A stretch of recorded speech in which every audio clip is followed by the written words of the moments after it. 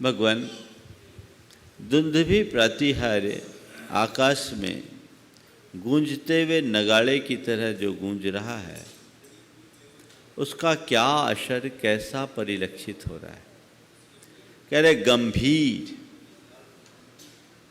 तार यानी उच्च उदात्त, रव यानी ध्वनि से, पूरित यानी गुंजायमान, दिग्विभागा यानी दसों दिशाएं। धीर उदात्त गंभीर ध्वनि से गुंजायमान हो गया है दिशा मंडल। सब तरफ आवाज गूंज रही है, कल्पना करना। और तैलोक लोक शुभ संगम धूति दक्ष, तीन लोक के प्राणियों को भगवान के शुभ समागम रूप विभूति को दर्शाने में जो दक्ष यानी समर्थ है, जिसके माध्यम से पता चल रहा है कि भगवान का साक्षात समागम हम सबको मिल रहा है। सद्धर्म राज जय घोष कहसन, सद्धर्म राज जय घोषण घोष कहसन। सद्धर्म राज, सद्धर्म के राज तीर्थंकर परमात्मा की जयकार की घोषणा करता हुआ, जय घोष करता हुआ दुंदुभी के साथ जय जय जयकार भी चल रही है। खे आकाश में दुंदुभिर, ये नगाड़ा, ये दुंदुभी ध्वनति बज रहा है, बजता है। ते यश से प्रवादी, ये आपके यश का प्रवाद कर रहा है, आपके यश को फैला रहा है। हे प्रभु, गंभीर उदात्त दुंदुभी की ध्वनि से दसों दिशाओं को गुंजायमान करता हुआ ये दुंदुभी नाद तीन लोक के प्राणियों को आपके शुभ समागम का संदेश फैलाता हुआ, आपकी जय जयकार करता हुआ, लोक में आपके यश को फैलाते हुए बज रहा है। ये दुंदुभी का नाद हो रहा है। थोड़ा देखिए आप, दुंदुभी नाद में जो भगवान के प्रातिहार्य के रूप में होता है, वो अनावरत नाद चलता है। सामान्य रूप से अभी हम आप सब इतनी अच्छी चर्चा कर रहे हैं, यहाँ कोई नगाड़ा बजाना शुरू कर दे तो क्या होगा? हाँ, डिस्टरबेंस होगा ना। ऐसे कोई नगाड़ा बजाए तो डिस्टरबेंस होगा, पर भगवान के केवल ज्ञान के उपरांत उनके धर्मोपदेश काल में समवसरण में ये दुंदुभी नाद निरंतर चलता है। उसी में भगवान की दिव्य ध्वनि भी खिलती है, लेकिन किसी को डिस्टर्ब नहीं होता। मतलब क्यों नहीं होता? दुंदुभी नाद एक अलग रिदम और लय में होता है। ये एक प्रकार का बैकग्राउंड म्यूजिक है। कैसा बैकग्राउंड म्यूजिक चलता है ना, उसमें भी एक अलग लय, एक अलग रिदम, एक नाद जो व्यक्ति को अंतरलीन कर दे, अंतरलीन कर दे, ऐसा नाद। आप थोड़ी सी कल्पना करो, अब चित्त तो कहीं भटकेगा नहीं। इसके साथ साथ भगवान की जय जयकार भी गूंज रही है। ये दुंदुभी नाद भगवान का है। इसमें दो बातें। पहली बात तो ये दुंदुभी क्यों बजाई जाती है ना? ये दुंदुभी का प्रयोग कई स्थानों पर होता है। युद्ध छिड़ता है, वहां भी दुंदुभी का नाद होता है। युद्ध का नगाड़ा बज गया, दुंदुभी बज गई। जब कभी किसी संदेश विशेष को फैलाना होता है तो दुंदुभी बजती है। कहते ढिंढोरा पीट गया। ढिंढोरा पीटते हैं, संदेश पहुंचता है। भगवान के आगे भी दुंदुभी नाद। तो दुंदुभी बजाना संदेश के प्रसार का संकेत है। जब कभी हम कोई संदेश फैलाते हैं तो उसके लिए हमें ढोल नगाड़े बजाने पड़ते हैं, डुंडी पिटवानी पड़ती है, ढिंडोरा पटवाना पड़ता है, दुंदुभी नाद है, इसी को भेरी नाद कहते। रण भेरी बज गई। क्या बज गई? रण भेरी बज गई। यानी एक संदेश सब तरफ हो गया। आजकल उसका स्वरूप बदल गया। आजकल क्या होता है? सायरन बजता है। क्या बजता है? सायरन। संदेश, संकेत और सतर्कता के लिए जो कुछ भी नाद होता है उसी का नाम दुंदुभी नाद है। तो जैसे लौकिक क्षेत्र में हमें लोगों को सचेत करने के लिए दुंदुभी बजानी पड़ती है,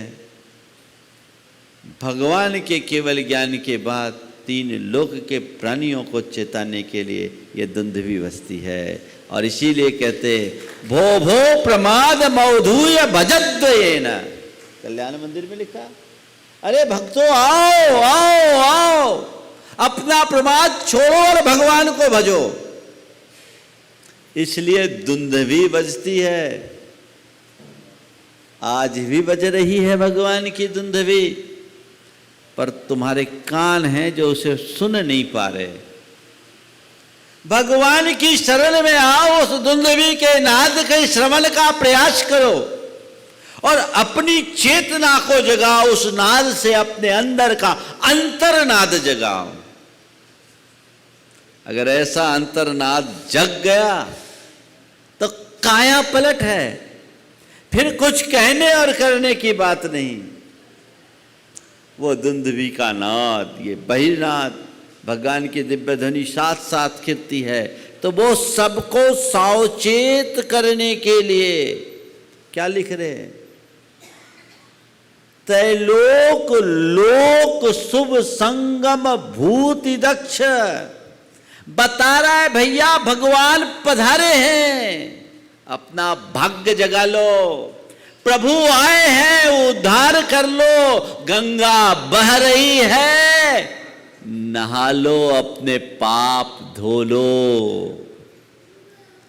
जो भाग्यशाली होते हैं वो इस बहती हुई गंगा में अवगाहित होकर अपना पाप धो लेते हैं, और जिनके भाग्य फूटे होते हैं वो उसका लाभ नहीं ले पाते। अच्छी बात का सर्वत्र प्रसार होना चाहिए, बुरी बात को वही रोक देना चाहिए। त्रिलोकीनाथ है, ये केवल उनके महिमा के प्रसार के लिए नहीं, लोगों को उनकी महिमा का बोध कराने के लिए भी है। आओ आओ आओ, प्रभु की शरण में आओ, उनके धर्मामृत का रसपान करो और अपने जीवन का उद्धार करो। और सद्धर्म राज जय घोषण घोष कहसन। भगवान की जय जयकार भी साथ साथ हो रही है। आप लोग भी जयकार करते हैं, करते हैं नहीं करते हैं? क्यों करते हैं बोलो? एक बार शंका समाधान में मुझसे किसी ने सवाल किया, महाराज भगवान की जय क्यों बोलते हैं? जय बोलने से क्या लाभ है? मुझे मालूम है तुम लोग तो जवाब दोगे नहीं, यहाँ सवाल भी हमारा उत्तर भी हमारा। भगवान की जय जब से होश संभाले तब से बोले। होश संभालने की बात तो छोड़ो, बोलना सीखते हैं तो माँ बाप पहले बोलते जय कर जय कर जय कर। वो जय कर भी लेता है, मुंह से जय भी बोल देता, भले उसे पता नहीं है जय किसको करना और क्या करना।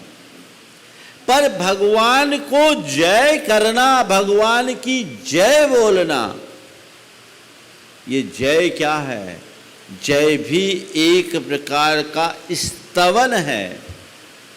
जिसकी जय बोल रहे हैं यानी हम उनकी अधीनता को स्वीकार रहे हैं, उनकी शरण को स्वीकार रहे हैं। और भगवान की अधीनता को जिसने स्वीकार लिया, भगवान की शरण जिसने स्वीकार लिया, वो भगवान का हो गया, उसके उद्धार में कोई संशय नहीं। जब जय बोला जाता है तो 3 बार जय बोलना चाहिए। जय जय जय। सर्वत्र भगवान जयशील हो, इसमें एक प्रकार का देखने में आता आशीर्वाद हो। कहीं ने बोला महाराज जी भगवान की जय हो सब जगह, तो हम भगवान से बड़े क्या? नहीं, इसका अर्थ ये नहीं है मैं भगवान की जय बोल रहा हूँ सारा संसार भगवान की जय बोलने वाला हो जाए, यानी सारा संसार, संसार के एक एक प्राणी भगवान की शरण में आ जाए, सब पर भगवान की छत्र छाया हो जाए और सबके जीवन का उद्धार हो जाए। इसलिए जय बोलते हैं। जय बोलने मात्र से कर्म का क्षय होता है।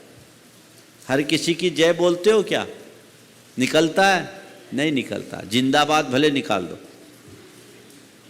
लेकिन जय जो कर्म का क्षय करे, उनकी शरण को स्वीकारना, उनकी शासन को स्वीकारना, उनकी अधीनता को स्वीकारना। आप लोग एक दूसरे से मिलते हैं तो क्या बोलते हैं? जय जिनेंद्र। जय जिनेंद्र अभिवादन का प्रतीक हो गया। एक बार मुझसे किसी ने बोला महाराज लोग मंदिर में भी मिलते हैं तो एक दूसरे को जय जिनेंद्र बोलते हैं, क्या जय जिनेंद्र बोलना चाहिए? मंदिर में मिलते हैं एक दूसरे को जय जिनेंद्र बोलते हैं तो बोलना चाहिए। बोले क्या दोष है? बोले जय जिनेंद्र बोल रहा है। भगवान ही के तो जिनेंद्र कर रहा है, सामने वाले को जिनेंद्र नाम के व्यक्ति की जय थोड़ी बोल रहा है। क्या मतलब है जय जिनेंद्र करने का? पता है? बोलो किसको पता है? कोई एक आध बताएगा? आप लोग एक दूसरे को जय जिनेंद्र करते हो कि नहीं करते हो? क्यों करते हो? हाँ, जय जिनेंद्र करने का मतलब भैया मैं अपनी आइडेंटिटी बता रहा हूं, अपना परिचय प्रस्तुत कर रहा हूं। मैं जिनेंद्र भगवान का अनुयायी हूं, मैं जिनेंद्र भगवान की शासन में रहने वाला हूं, मैंने जिनेंद्र भगवान की शरण स्वीकारी है। जय जिनेंद्र। और तुमसे भी कह रहा हूं जय जिनेंद्र। वो कहता मैं भी जिन शासन की शरण में हूं, मैं भी जिनेंद्र भगवान का अनुयायी हूं, मैं भी जिनेंद्र भगवान का के रास्ते पर चलने वाला हूं, उनके शासन में रहने वाला हूं। इसलिए मैं बोलता हूं जय जिनेंद्र, तुम बोलोगे जय जिनेंद्र। बोलो जय जिनेंद्र, जय जिनेंद्र, जय जिनेंद्र, जय जिनेंद्र। सारा संसार केवल जय जिनेंद्र कहे। हर कोई बीत राग जिनेंद्र की शरण में आए, ये पुनीत भावना है जिसमें हम अपनी पहचान प्रकट करते हुए अभिवादन भी कर देते हैं और जिन शासन की महिमा का ख्यापन भी उससे होता है। तो खेदुंदभिर भवति ते यशसः प्रवादी, ये आपके यश को फैलाने वाला है। तुम जितना भगवान की जय करोगे तुम्हारा भी उतना सुयश फैलेगा। तुम भगवान का जितना नाम जपोगे तुम्हारा भी उतना यश फैलेगा। समझ गए? मैंने 8 प्रातिहार्यों को अलग अलग प्रतीक बोला था। सबसे पहले अशोक वृक्ष को धृति का, फिर उसके बाद सिंहासन को शक्ति का, चंवर को शांति का, और उसके बाद क्या था? छत्रत्रय, वो पुष्टि का प्रतीक था। और ये कीर्ति का प्रतीक है। दुंदुभिनाथ किसका? कीर्ति का, यश का। अपने यश ख्यापन को जो बढ़ाना चाहते हैं वो भगवान की इस दुंदुभिनाथ के प्रातिहार्य के साथ स्मरण करें। थोड़ी कल्पना करना क्या चित्र बन रहा है। अब दुंदुभी भी बज रही है। और एक बात बताऊं, इसमें दुंदुभी नाद होता है आकाश में, बजाने वाले नहीं दिखते, बजता है। खेदुंदभिर ध्वनित ते यशसः प्रवादी, प्रतीक में बना दिए जाते हैं कि ऐसे बजाए जा रहे नगाड़े। अब भगवान पर चढ़ करके कौन नगाड़ा बजाएगा? लेकिन ये देवों के द्वारा, उनके पास तो सारी क्षमता होती है, ये ऐसा म्यूजिक अपने द्वारा बना देते हैं। खेदुंदभिर ध्वनित ते यशसः प्रवादी। अब इसके साथ भगवान के ऊपर आकाश से देवता लोग पुष्पों की वर्षा करते, अपने आप वर्षा होती है, फूल झरते हैं। वो कैसे झरते हैं अगले छंद को। मंदार सुंदर न मेरु सुपारिजात,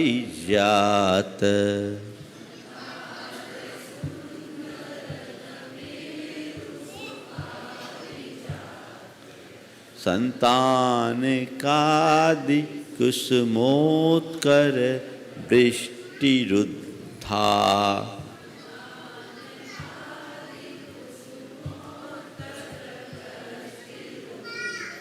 गंधोदविंदु शुभमंद मरुत्प्रपाता,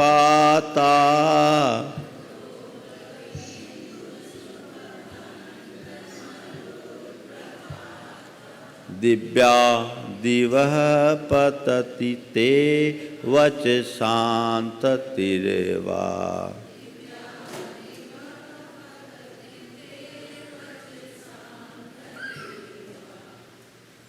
भगवान आपके ऊपर आकाश से पुष्पों की वर्षा हो रही है।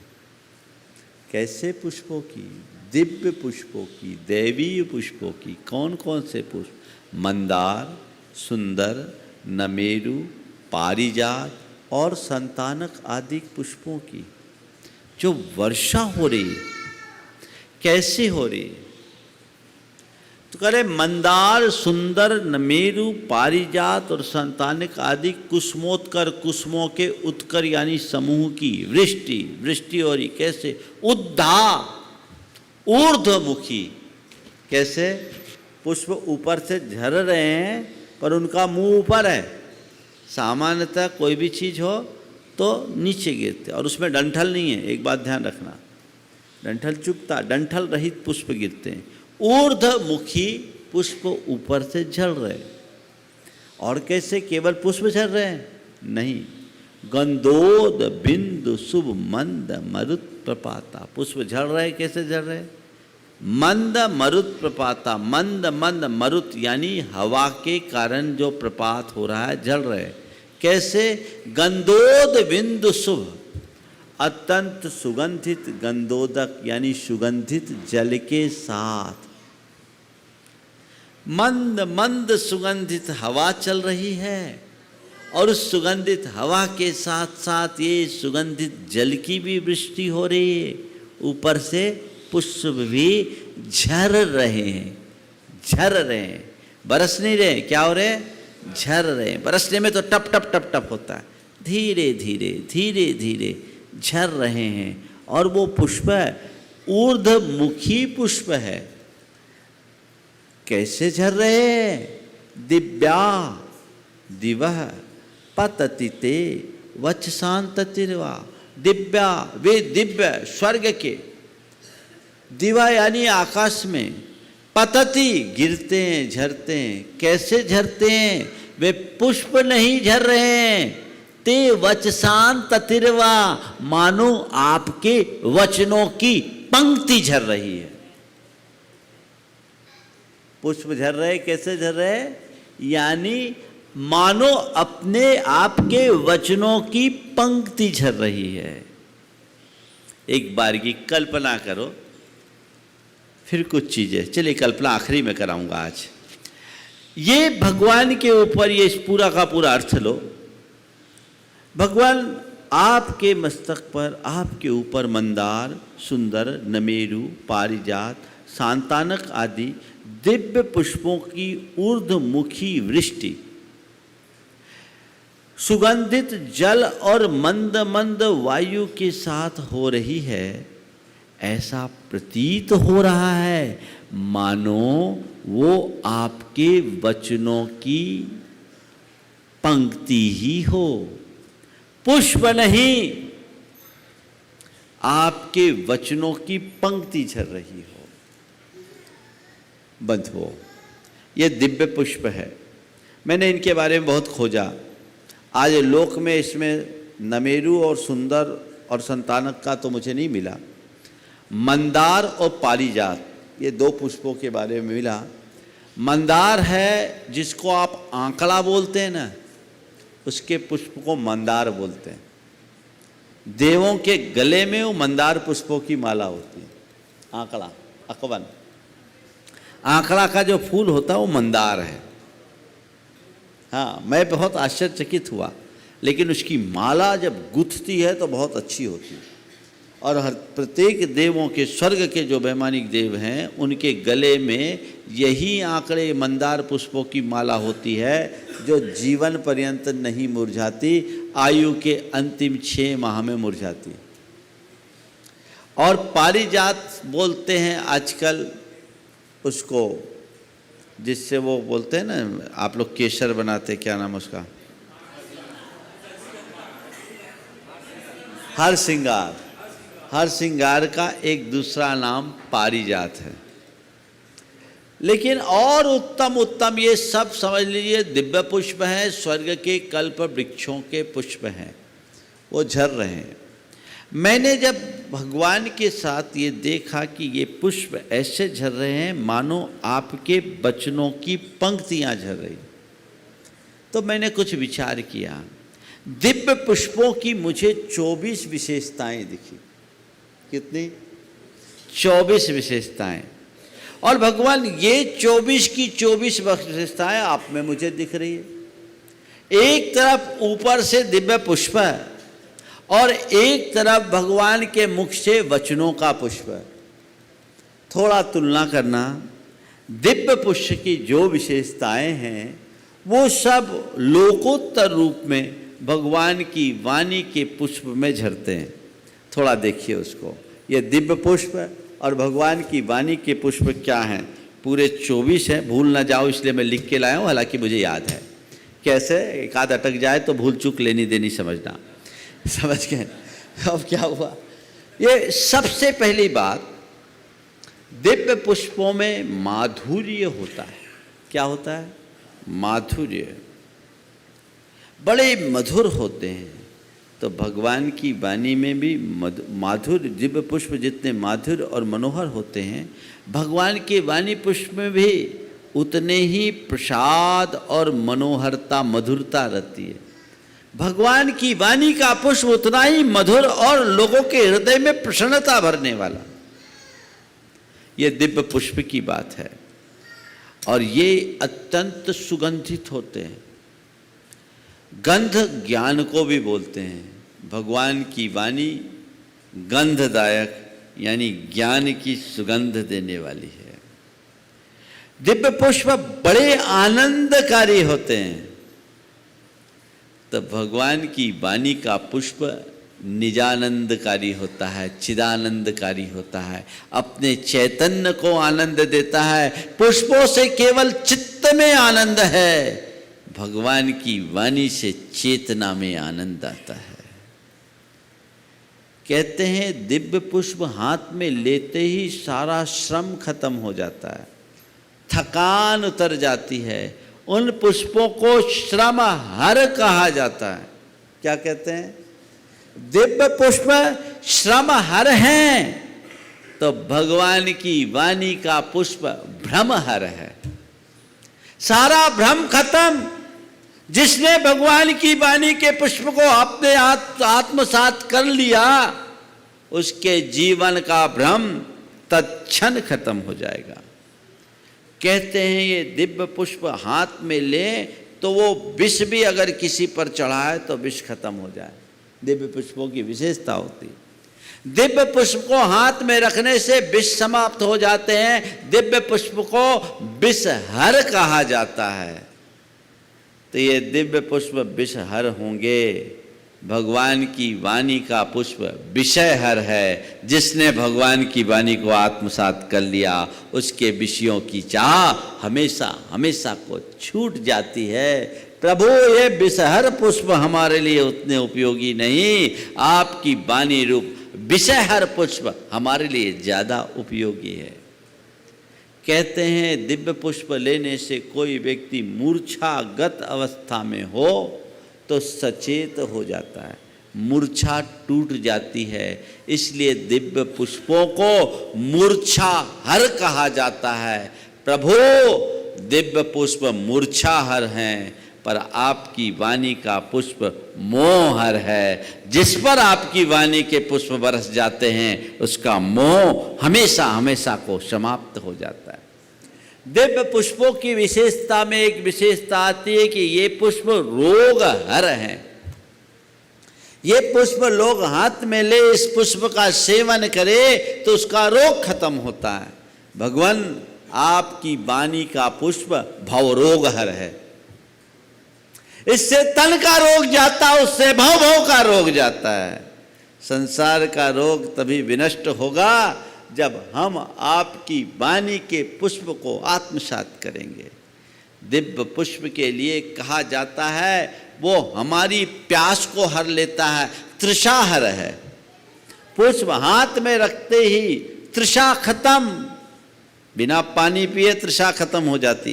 कोई छोटे मोटे पुष्प नहीं है, दिव्य पुष्प तृषाहर है। तो प्रभु आपकी वाणी का पुष्प तृष्णाहर है। जिसने भगवान की वाणी का रसपान कर लिया उसकी तृष्णा हमेशा हमेशा को दूर हो जाती है। जो दिव्य पुष्प अपने हाथ में रखता है, कितना भी टेम्परेचर हो, ताप हो, उसका ताप मिट जाता है। कहते हैं दिव्य पुष्प संताप हर है। तो प्रभु आपकी वाणी का पुष्प पाप हर है। ये संताप हर है, ये पाप हर है। कहते हैं दिव्य पुष्प के निमित्त से बात, पित्त, कफ ये तीनों दोष शांत हो जाते हैं। उसे त्रिदोष हर कहा गया। क्या कहा गया? त्रिदोष हर। दिव्य पुष्पों को त्रिदोष हर कहा गया। प्रभु आपकी वाणी का पुष्प मिथ्यात, सम्यक मिथ्यात और सम्यक प्रकृति रूप तीन दोषों को हर लेने वाला है, सम्यक का प्रकाश फैलाने वाला है। आप भी त्रिदोष हर हैं। और प्रभु आपकी जो वाणी है, कहते हैं दिव्य पुष्प जहाँ गिरते हैं वहाँ की वायु का प्रदूषण खत्म हो जाता है, सारा प्रदूषण दूर हो जाता है। तो आपका ये दिव्य पुष्प प्रदूषण हर है। तो आपकी वाणी का पुष्प हमारे अंदर के दूषण को हरने वाली है, हमारे अंदर के विकार को नष्ट कर देने वाली है, विकार नष्ट करने वाली है। ये पुष्प बड़े रसदायी होते हैं, इनको निचोड़ो बहुत रस निकलता है। प्रभु इन पुष्पों में रस है तो आपकी वाणी के पुष्प में आत्म रस है। उस व्यक्ति के जीवन में जिसने आपके वाणी का पान किया एक अलग प्रकार का रस प्रकट होता है, एक अलग प्रकार के आनंद की अनुभूति होती है। वह रस अध्यात्म का रस है, वह रस आनंद का रस है जो उससे सराबोर है। ये दिव्य पुष्प काम के प्रतीक माने जाते हैं। पुष्पों को काम का प्रतीक मानते हैं। आप लोग जब पुष्प चढ़ाते हैं तो काम मान विध्वंसनाएं बोलते हैं ना, काम का प्रतीक है पुष्प। और प्रभु आपकी वाणी का पुष्प जिसने अपना लिया, पुष्प को हाथ में लेने से व्यक्ति के अंदर की कामेच्छाएं बढ़ती है, लेकिन आपकी वाणी को आत्मसात कर लेने वाले, आपके वाणी के पुष्प को आत्मसात करने वाले काम जयी बन जाते हैं। वे काम इच्छा से मुक्त हो जाते हैं। एक काम को प्रेरित करता है और एक काम को जीत लेता है। आप में और रूप में ये अंतर है। प्रभु आप ये दिव्य पुष्प प्रेम का प्रतीक है। किसी के प्रति भी प्रेम प्रकट करने के लिए पुष्प भेंट किया जाता है, करते हैं ना, पुष्प गुच्छ देते हैं, पुष्प देते हैं। तो प्रेम को प्रकट करने के लिए प्रेम के प्रतीक स्वरूप पुष्प है। प्रभु आपकी वाणी का पुष्प मोक्ष का प्रतीक है। जिसने आपके वाणी के पुष्प को आत्मसात कर लिया उसका मोक्ष सुनिश्चित है। ये पुष्प बड़े स्निग्ध है, स्निग्ध चिकने। प्रभु आपकी वाणी का पुष्प बड़ा स्नेहिल है, हर व्यक्ति को अंदर तक छूता है। उसके भीतर आपके प्रति एक अलग प्रकार का अनुराग प्रकट हो जाता है। जो आपकी वाणी को सुनता है वो आपका ही हो जाता है। ये अद्भुत स्नेहिल है आपकी वाणी जो अद्भुत है। इन पुष्पों में विविध रंग है, सब पुष्प एक रंग के नहीं है, अलग अलग रंग के हैं, विविध रंग है। प्रभो आपकी वाणी पुष्प में विविध अंग है, ये अलग अलग रंग के, तो आपकी वाणी में भी 12 अंग है, द्वादशांग है, 11 अंग और 14 पूर्व है। इन पुष्पों में 4-4 पाखुड़ियां दिख रही है, तो आपकी वाणी के पुष्प में भी 4 अनुयोगों के 4 पाखुड़ियां दिख रही है।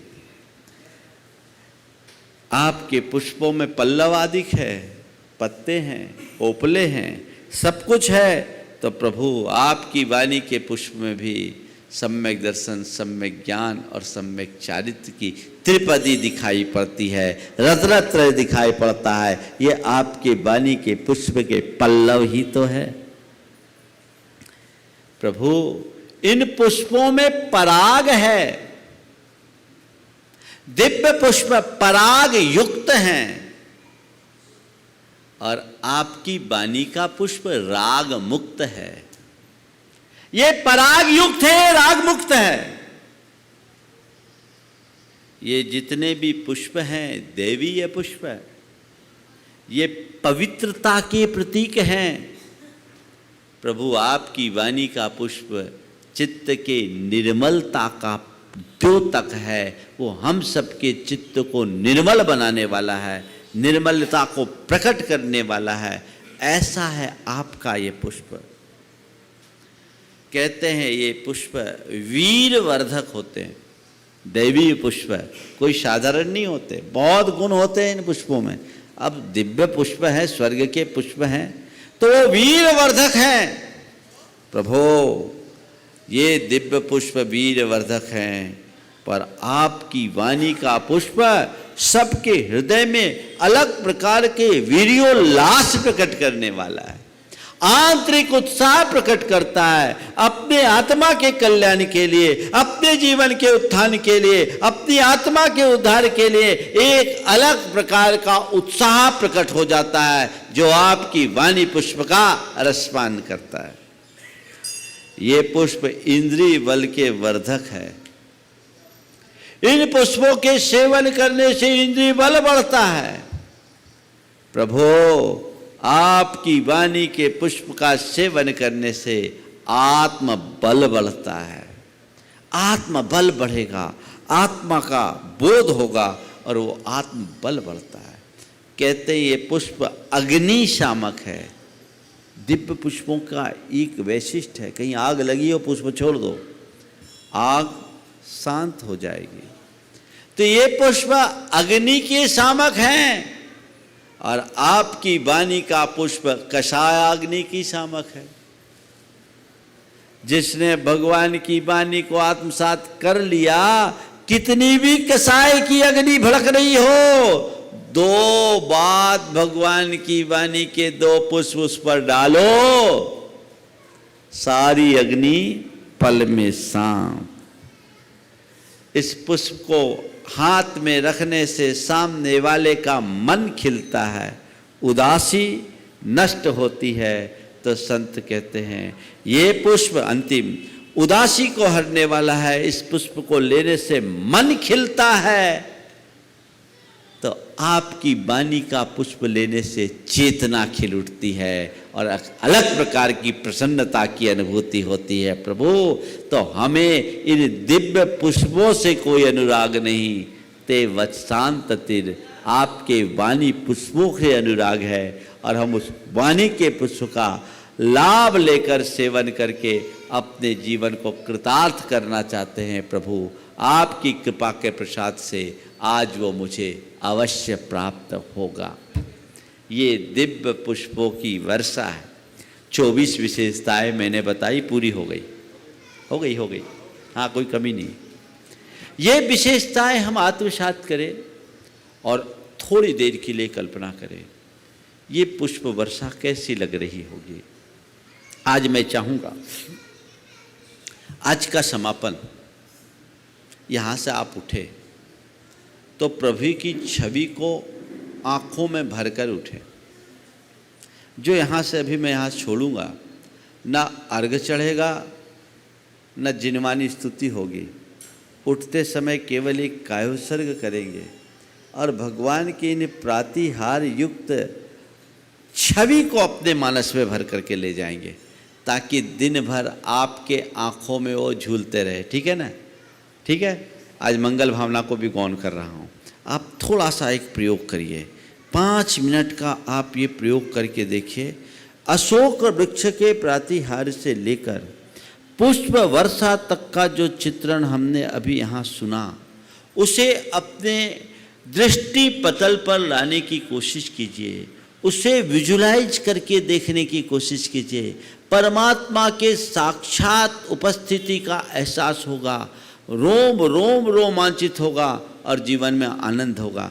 बंधुओं, ये पुष्प वर्षा की जो बात मैंने की, इस पुष्प वर्षा के प्रतीक को देखने से पुष्टि होती, आत्म पुष्टि, यानी व्यक्ति के अंदर सब प्रकार की शक्ति की वृद्धि होती है। ये पुष्प पुष्टि का प्रतीक है। और ये 8 प्रातिहार्यों की चर्चा एक बार रिव्यू करें और आंख बंद करके आप सब मेरे साथ देखना चाहे देखेंगे। ये प्रयोग करूं?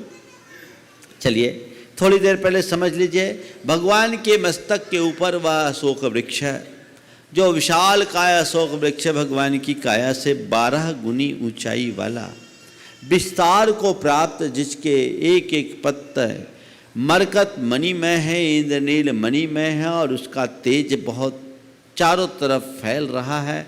नीचे भगवान स्वर्णमय काया के साथ विराजमान है।